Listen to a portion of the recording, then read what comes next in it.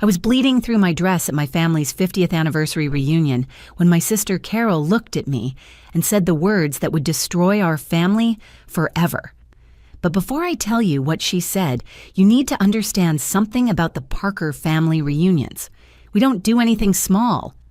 When 150 relatives gather at my grandparents' farm in Tennessee, it becomes an event that everyone talks about for years. This year, they'd be talking about it for all the wrong reasons. My name is Bethany Parker Coleman, though I dropped the Coleman part after my divorce 2 years ago.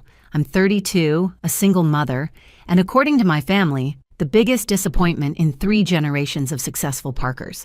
That morning, as I helped my 7-year-old son, Wyatt, into his little button-up shirt, I thought maybe today would be different. Maybe today I'd finally have good news that would make my mother smile at me the way she smiled at my sister. "Mom, do I have to wear this?" Wyatt asked, fidgeting with his collar. "It's scratchy." "Just for today, baby. You know how Grandma Diane gets about looking presentable." Wyatt's face scrunched up in that way that made him look exactly like his father, minus the disappointment and anger. "Grandma Diane doesn't like anything I do anyway." I knelt down to his level, straightening his collar. "That's not true." "She said I was too skinny last time, and that my hair was too long, and that I asked too many questions." He wasn't wrong. My mother, Diane Parker, had opinions about everything, especially when it came to me and my choices. At 58, she still looked like she stepped out of a Southern Living magazine, with her perfectly styled blonde hair and her designer sundresses. She had 2 daughters, but only one she was proud of, and that wasn't me. The drive to the farm took 3 hours from Nashville.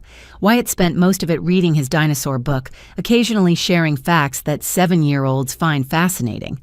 "Mom, did you know that a T-Rex's bite could crush a car?" "That's pretty strong, buddy." "Stronger than Aunt Carol?" I almost laughed. "What makes you ask about Aunt Carol?" "She always brags about being strong. Last time she said she could lift more than Dad could." Carol. My older sister by 3 years, the golden child who could do no wrong. While I was struggling to make ends meet as a medical billing specialist, Carol was selling $1-million homes in Franklin, driving her white Mercedes and posting about her perfect life on Instagram. The same sister who'd called me 3 weeks ago when I'd made the mistake of telling her my news. "Pregnant?" Again? "Bethany, you can barely handle Wyatt. Who's the father? Please tell me it's someone stable this time." I'd hung up on her that day, but you can't hang up on someone at a family reunion. As we pulled into the long gravel driveway of Parker Farm, I saw the white tents already set up across the massive front lawn. Cars lined, both sides of the drive, everything from beat-up trucks to shiny BMWs. The Parker family had all types, from farmers to lawyers, but somehow I'd managed to become the only failure anyone talked about. "There's a lot of people," Wyatt observed, his voice getting smaller. "Stay close to me, okay? We'll set up the dessert table and then find a quiet spot." I'd made 12 pies the night before. Pecan, chess, and chocolate bourbon. Baking was the one thing even my mother couldn't criticize. My grandmother had taught me before she passed 5 years ago, the only person in the family who'd ever made me feel like I was enough. Russell, my father, was the first to greet us, helping carry the pies while avoiding real conversation. At 60, he'd perfected the art of being present but not involved, letting my mother's voice be the only one that mattered in our family. "Bethany, good, you're here. The dessert table's over there. Carol's already set up the main food tent. She had it catered from that fancy place in Brentwood. Must have cost a fortune, but you know Carol, nothing but the best." There it was, the first comparison. Not even 5 minutes in. That's when I saw her. Carol stood by the main tent directing relatives like she was conducting an orchestra. Her sundress probably cost more than my monthly car payment. Her blonde hair was freshly highlighted. Her makeup was flawless despite the Tennessee humidity. When she saw me, her smile was sharp as glass. "Bethany, finally, I was worried you'd gotten lost. Oh, sweetie, you look tired. Are you feeling okay?" Before I could answer, she was hugging me, her perfume overwhelming, her lips close to my ear. "Still pregnant?" I pulled back. "Yes." "Well, let's not mention it today. This is about Grandma and Grandpa's anniversary, not your situation." My situation, like my pregnancy was some kind of scandal instead of a life growing inside me. A life I'd cried happy tears over despite not planning it. A life that made me feel hopeful for the first time since my divorce. But what my 7-year-old son did next would turn this family tragedy into a criminal investigation that would put my own sister behind bars. Though standing there in that moment, watching Carol smile her perfect smile while relatives started gathering around, I had no idea that in 3 hours I'd be bleeding on the ground while my family celebrated my loss, or that my quiet little boy would become the bravest person under that tent. The reunion was about to begin, and with it, the last day I'd ever call these people my family, at least most of them. The Parker family farm stretched across 40 acres of Tennessee countryside, with the main house sitting like a white crown jewel at the center. My grandparents had bought it in 1974 with nothing but hope and a small loan from the bank. Now it was worth millions, though they'd never sell. This land was meant for family, they said. Family above everything. That motto was painted on a wooden sign hanging from the main tent, right above where I was arranging my pies. "Those look amazing, Bethany." My cousin James appeared beside me, wearing scrubs even though he wasn't working. He was a nurse at Vanderbilt and never let anyone forget it. Grandma's recipe. With a few tweaks, added bourbon to the chocolate one. Living dangerously. You know how Aunt Patricia feels about alcohol in desserts. Aunt Patricia was my mother's sister, somehow even more judgmental if that was possible. I spotted her across the tent, already whispering to her daughter while looking in my direction. The Parker women had a gift for making you feel watched without ever making direct eye contact. Wyatt tugged on my dress. "Mom, can I go look at Grandpa Tom's horses?" "After we finish setting up, baby." "I can take him," James offered, but I shook my head. Something about today made me want to keep Wyatt close. Maybe it was the way Carol kept circling back to our table, commenting on everything from the placement of the pies to the paper plates I'd brought. "Paper plates for dessert, Bethany?" "I brought real china. It's in my car if you want to switch them out." "Paper's fine, Carol." "If you say so. Oh, did you see Mom yet? She's been asking about you." That was a lie. Diane Parker didn't ask about me unless she needed something done or wanted to express disappointment. I found her holding court near the beverage station, surrounded by her church friends, all wearing variations of the same pastel sundress. "There she is," my mother announced, not quite warm enough to be welcoming. "Ladies, you remember my daughter Bethany. She's the one who makes those pies everyone loves. Not my daughter, the medical billing specialist, or my daughter who's raising an amazing kid on her own, just the one who makes pies. Hi, Mom. The place looks beautiful." Carol hired the decorators. Aren't they wonderful? She has such an eye for these things. Speaking of which, Bethany, could you help move some chairs? The catering staff Carol hired will need more room for the buffet. I spent the next hour moving furniture while Carol supervised, occasionally calling out corrections. "Not there, Bethany. That'll block the flow of traffic. Think about how people move through spaces. I deal with this all the time in my staging work."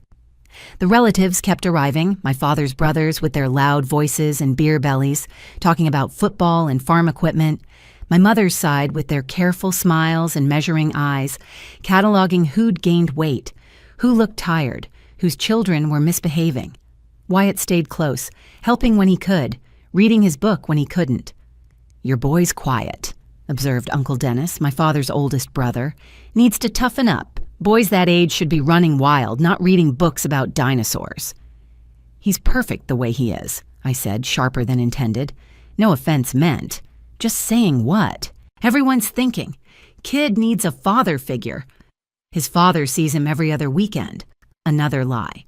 His father hadn't shown up for his last 4 scheduled visits. That's when Carol appeared with 2 glasses of lemonade, her smile bright as the afternoon sun. "You look exhausted, sis. Here, I made this from Grandma's special recipe. You remember, the one with her secret ingredient?" The glass was cold, beaded with condensation. It looked perfect, garnished with fresh mint from my mother's garden. Carol watched as I took it, something flickering in her eyes that I couldn't quite read. "Thanks. Drink up. You'll need the energy. Oh, and Bethany, I heard about your promotion at work. Senior billing specialist, right? That must come with what, a 3% raise? 5%, actually. Every little bit helps, I suppose, especially with another mouth to feed. She said it quietly, so only I could hear, then walked away to greet our grandparents who'd just emerged from the house. They were the reason we were all here, 50 years of marriage worth celebrating. Grandpa Tom still stood tall at 80, while Grandma June used her walker but refused any other help. I drank the lemonade in 3 long gulps. It was sweeter than I remembered Grandma's recipe being, with an odd aftertaste I couldn't place. But the cold felt good against the heat, and I had too much to do to worry about Carol's cooking skills. That decision would haunt me for the rest of my life. The lemonade had been gone for 30 minutes when the first cramp hit. I was standing by the gift table, listening to Grandma June tell the story of how she met Grandpa Tom at a church social in 1974, when my stomach clenched like a fist. I pressed my hand against my abdomen, trying to be subtle about it. "You all right, dear?" Grandma June asked, her cloudy eyes still sharp enough to catch my wince. "Just the heat, Grandma. I'm fine." But I wasn't fine. The second cramp came 5 minutes later, while I was helping serve pulled pork to a line of cousins. This one was different, lower, sharper, like someone was twisting a knife in my belly. I put down the serving spoon and gripped the edge of the table. "Mom?" Wyatt appeared beside me, his book tucked under his arm. "You look sick." "I just need to use the bathroom, baby. Stay here with Cousin James." The walk to the house felt like a mile. Each step brought another wave of pain, stronger than the last. My legs were shaking by the time I reached the downstairs bathroom. That's when I saw it. Blood. Not much at first, just a spot, but I knew. God help me, I knew what was happening. "No, no, no," I whispered, pressing toilet paper against myself, trying to stop what couldn't be stopped. "Please, not now. Not here." 10 weeks. I'd made it 10 weeks. I'd already picked out names, already imagined Wyatt as a big brother, already started putting away $20 a week for baby supplies. The blood kept coming, soaking. Through everything, and with it, my hope dissolved like sugar in rain.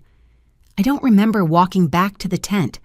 I just remember suddenly being there, my yellow sundress stained dark, my legs barely holding me up.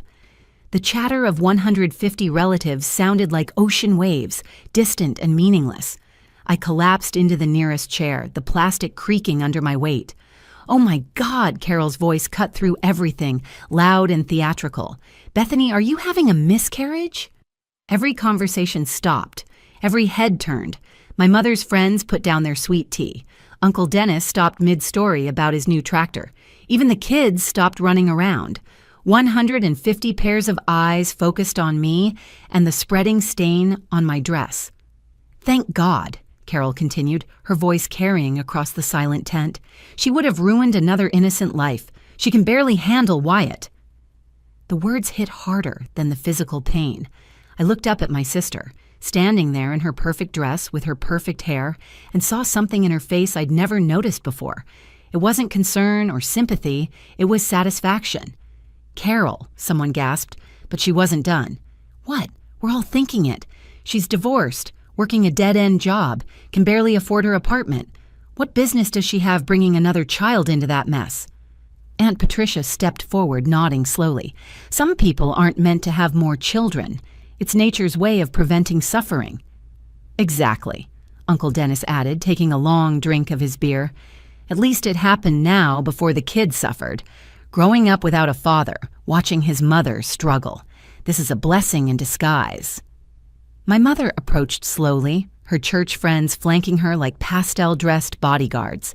She looked at the blood on my dress with the same expression she'd had when I told her about the divorce. Disappointed but not surprised. "Carol's right," she said, each word precise and cutting. "Some women shouldn't reproduce. You've already proven you can't keep a marriage together. You can't provide a stable home. Maybe this is God's way of telling you to focus on the child you already have." "Mom," I managed to whisper, tears streaming down my face. "I wanted this baby. I've been taking vitamins, doing everything right." "Sometimes right isn't enough, Bethany. Sometimes we have to accept our limitations."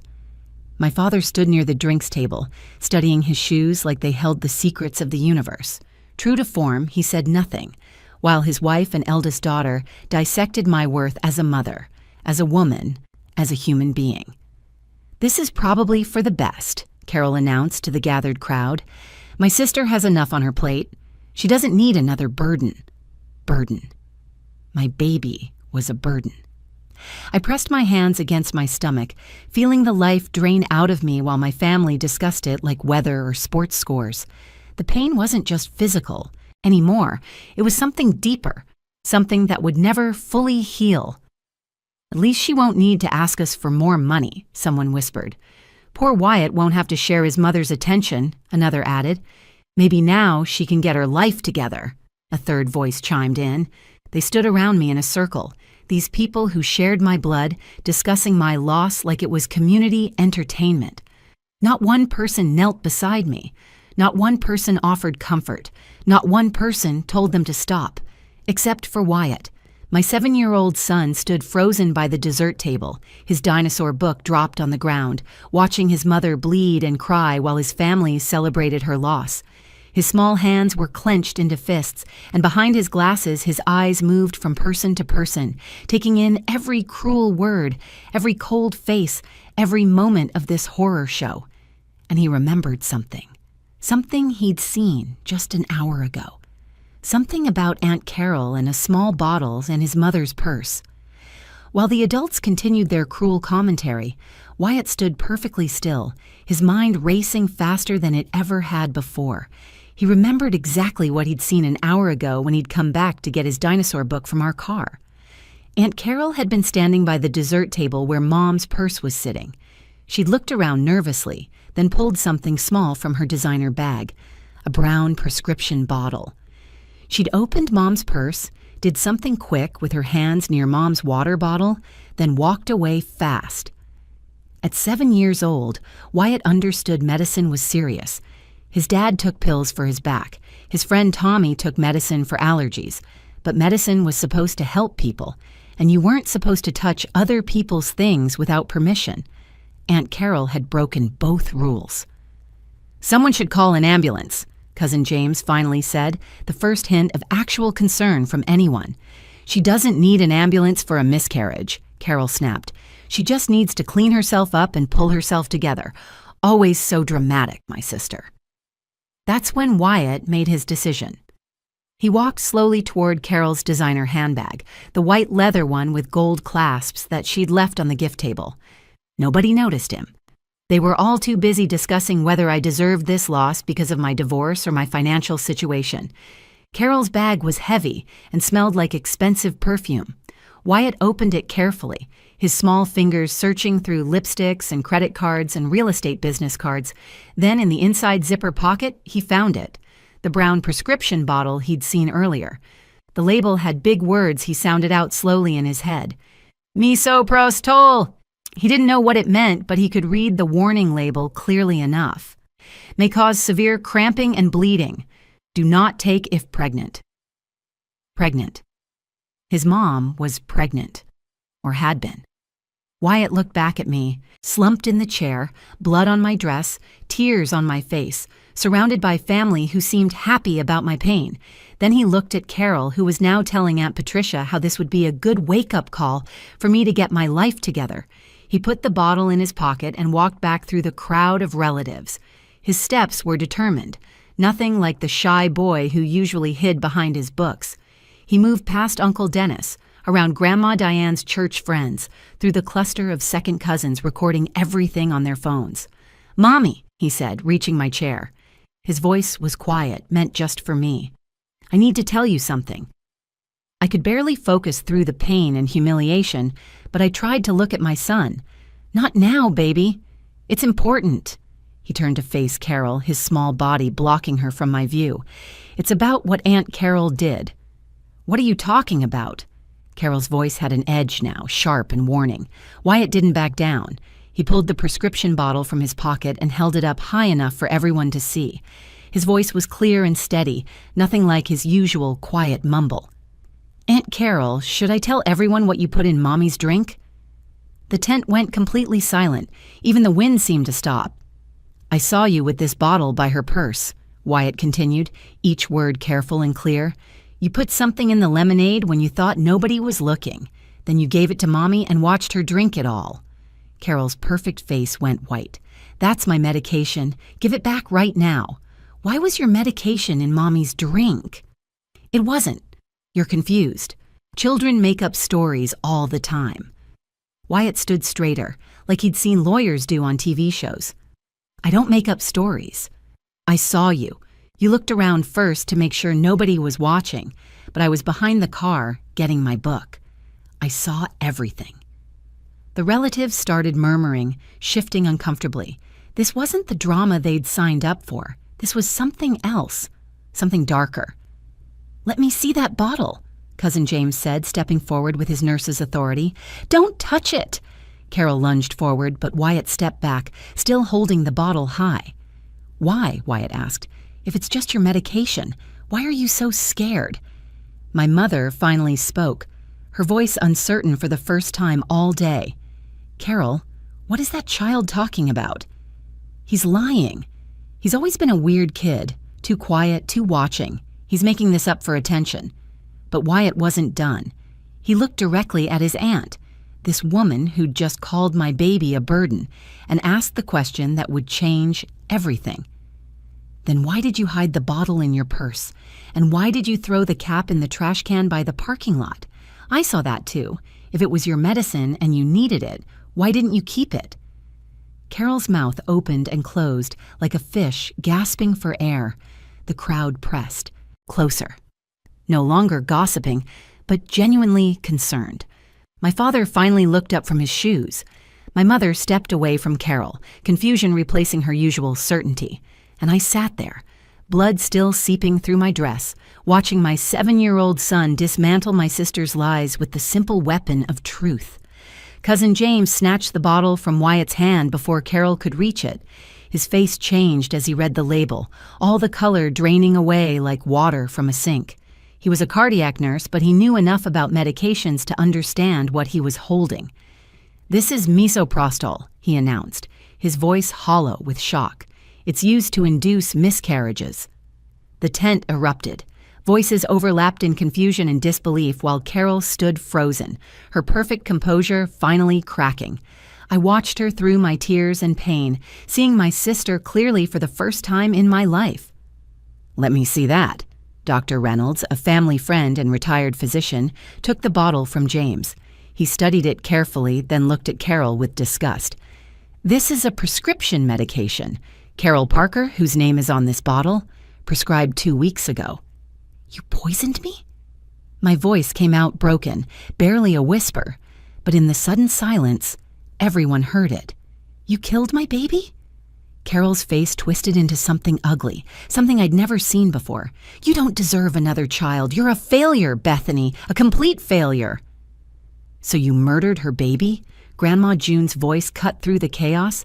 She'd been quiet until now, but her words carried the weight of matriarchal authority. "You gave her medication to cause a miscarriage?" "She doesn't understand," Carol said, her voice rising to a hysterical pitch. "None of you understand what it's like watching her fail upward while I do everything right." Fail upward. I tried to stand, but couldn't, the pain keeping me down. "Carol, I'm barely surviving." "Exactly. And yet Mom and Dad still help you. Grandma left you her ring. Everyone feels sorry for poor Bethany with her broken marriage and her struggles. Do you know what I've been through?" My mother stepped forward. "Carol, what did you do?" "What you should have done. Protected the family from another embarrassment." Carol was screaming now, her perfect hair coming undone. 5 years, Mom. 5 years of IVF treatments, 12 rounds, $300,000. My body poked and prodded and pumped full of hormones, and nothing. She spun to face me, mascara running down her cheeks. "And then you get pregnant by accident? Not even trying? Not even wanting it?" "I wanted my baby," I sobbed. "I wanted this baby more than anything." "No, you don't get to have everything. You got Grandma's love, you got the family sympathy, you get to play the victim while I'm the one who has to be perfect all the time." So you killed an innocent child? My father's voice boomed across the tent. Russell Parker, who hadn't raised his voice in 20 years, was shouting, "You murdered your own niece or nephew out of jealousy." It wasn't murder, it was mercy. That baby would have grown up in poverty with a mother who can't even keep a husband. "Call 911, Dr. Reynolds commanded. "Now, this is attempted murder. She gave a pregnant woman an abortifacient without her knowledge or consent." "No!" Carol tried to run, but Uncle Dennis and 2 other relatives blocked her path. "You don't understand. I was doing the right thing." "You put 4 pills in her lemonade," Wyatt said quietly. Everyone turned to look at him. "I watched you crush them with the back of a spoon. You counted them twice to make sure." "You little brat!" Carol lunged at Wyatt, but James caught her arms. "This is your fault. If you'd kept your mouth shut—" "Carol Ann Parker." My mother's voice was a whip crack. "You fed my daughter abortion pills?" "Your daughter? Your daughter?" Carol laughed bitterly. "Since when is she your daughter?" "All I've heard for 2 years is how Bethany disappointed you, embarrassed you, failed you. You said it yourself not 10 minutes ago. Some women shouldn't reproduce." My mother's hand flew to her mouth. The church friend stepped back from her like shame was contagious. "I didn't mean for you to poison her." "Didn't you? Every word you've said about her, every comparison, every disappointed look. You created this mother. You made me believe I had to be perfect and she had to be nothing." Police sirens wailed in the distance, getting closer. Someone had called while we were all frozen in this horrible tableau. Carol heard them too, and made one last desperate attempt to break free, but there were too many hands holding her now. "Everything I did was for this family," she said, looking around at the relatives who'd been so quick to judge me minutes ago. "All of you were thinking it. I just did something about it." "You're insane," Aunt Patricia whispered. "Am I? Who called her baby a burden? Who said it was for the best? Who stood there while she bled and said God was preventing another mistake?" The relatives couldn't meet her eyes. They'd all said something cruel, something unforgivable, and now their words hung in the air like poison gas. When the police arrived, Carol didn't resist. She walked to the patrol car with her head high, still convinced she'd done the right thing. But just before they put her in, she turned back to look at me. "I'm the one who deserved a baby," she said. "Not you. Never you." They drove away with my sister in handcuffs, leaving 150 relatives standing in stunned silence under a tent that still had "family above everything" hanging from its center beam. The hospital confirmed what we already knew. The miscarriage was caused by misoprostol, and the dose Carol had given me could have killed me too. 4 crushed pills in a single drink, enough to guarantee I'd lose my baby, but also enough to cause hemorrhaging that required 2 blood transfusions. If Wyatt hadn't spoken up when he did, if the ambulance had been even 10 minutes later, I might not be here to tell this story. Carol pleaded guilty to assault with a deadly weapon and poisoning. Her lawyer tried to argue for temporary insanity brought on by fertility treatment stress, but the prosecutor had Wyatt's testimony, the prescription records showing she'd lied to get the medication, and text messages she'd sent to a friend saying she was going to fix the Bethany problem once and for all. She got 7 years in state prison. The real estate agency fired her the day after her arrest. Her husband filed for divorce before the trial even started. The perfect life she'd built crumbled in less than a month, and unlike my struggles, nobody offered her sympathy or support. My mother came to the hospital while I was recovering. She stood in the doorway for 5 minutes before speaking. "I created a monster," she finally said. "I spent so many years comparing you two, making her feel like she had to be perfect, and making you feel like nothing you did was enough. I'm the one who should be in prison." "You didn't put the pills in my drink, Mom." "No, but I created the environment where she thought it was acceptable. Every cruel word I said about your pregnancy, every time I called you a disappointment, I gave her permission to take it further." She started therapy after that, we both did. Family therapy every Wednesday at 3 p.m., trying to untangle 30 years of toxic dynamics. My father started coming too, finally finding his voice after decades of silence. He told me he'd been proud of me all along, but was too cowardly to stand up to my mother's criticism. "I failed you as a father," he said during one session. "I let my fear of confrontation hurt my daughter. That ends now." The extended family fractured after the reunion. Some relatives couldn't face what they'd said that day, how they'd stood around my miscarriage like vultures celebrating roadkill. Aunt Patricia sent a letter of apology, but never showed her face again. Uncle Dennis transferred his guilt into anger at Carol, as if hating her loud enough could erase his own cruel words. But some surprised me. Cousin James visited every week, bringing medical journals about recovering from trauma. My grandparents disowned Carol completely and changed their will to ensure everything went to Wyatt's education. Even some of my mother's church friends reached out, admitting they'd been horrible and asking for forgiveness. 6 months after the reunion, we held a memorial service for the baby. Just 20 people came, the ones who'd earned the right to grieve with us. Wyatt read a poem he'd written about the sibling he'd never meet but would always love. We planted a small cherry tree in my backyard, something beautiful growing from something horrible. "Mom," Wyatt asked that day, "do you think the baby knows I tried to save them?" "I think the baby knows you're the bravest person in our entire family," I told him. "You stood up when adults stayed silent. You told the truth when everyone wanted to believe a lie. I just didn't want them to hurt you anymore." That's the thing about truth. Sometimes it comes from the smallest voices, the ones we train to be quiet and polite. My 7-year-old son taught 150 adults that family isn't about blood or reunions or keeping secrets. It's about protecting the people you love, even when the whole world is against them. Carol will be eligible for parole in 4 years.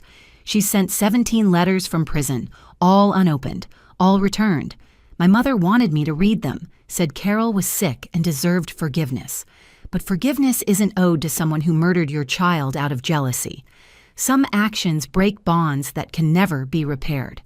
We don't have family reunions at the farm anymore. Instead, our smaller group meets at my apartment, where truth matters more than reputation, and love isn't conditional on success. Wyatt's in middle school now, still quiet, still observant, still the bravest person I know. He wants to be a detective when he grows up, says he's good at seeing what people try to hide. The last time someone asked about Carol, Wyatt said something that stopped everyone cold. "She's not our family anymore. Family doesn't poison each other. Family speaks up when someone's being hurt. We learned that the hard way, but at least we learned. Some lessons come at prices too high to calculate. I lost a baby, but I gained the truth about who really loves us. That's not a trade I'd ever make willingly, but it's the reality we live with now. Every cherry blossom that blooms in our backyard reminds us that beauty can grow from the darkest soil, but only when you're brave enough to plant truth in it. If you've made it this far in our story, thank you for listening.